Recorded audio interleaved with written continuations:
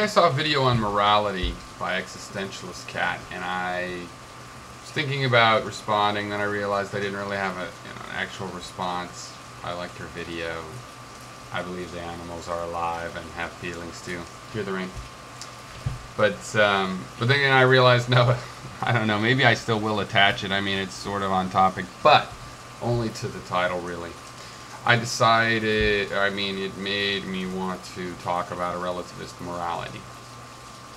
I'm a relativist, and I'm not a moral relativist. That's the name of a school of philosophy.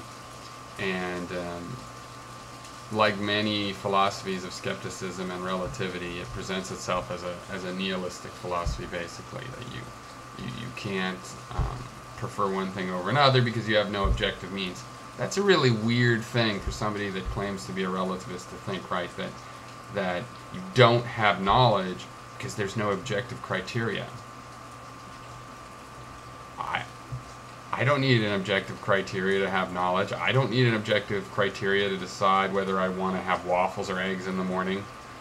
These things don't take objective criteria. Why would a relativist think you had to have an objective criteria? But anyway, the small grain of truth in this, of course, is that, yeah, it does reduce your moral system if you're a relativist. I mean, things like eating a dog. I mean, I'm not into it, but I'm not going to say it's immoral. Or a good example, actually, comes from sexual morality. Is it immoral to not be monogamous? Well, people choose one way or another, and but as a relativist, you don't really have a way to say that it's immoral. But what you do have is a way to compare philosophies by your own judgment. But morality is about how you're treating other people and sort of what you expect from other people. So what can you get in terms of a morality out of relativism? Well, I think the starting point is that there is a sin of relativism. There is one sin, at least one, and I use the word sin on purpose there, and that is the sin of hypocrisy. Now you might say, oh, but Piero, that's a value and it's relative, so how can you say that it's presented as though it's a universal? Well, because there's a little trick, isn't there, in the word hypocrisy. It's not really a value, it's a value about values. It's when you're relating values. It's when you're relating what a person does to what they claim to believe. So when you judge somebody based on their hypocrisy, you're judging them on their own system. And so it is a good, fully relativistic principle. So, but how does that translate to morality?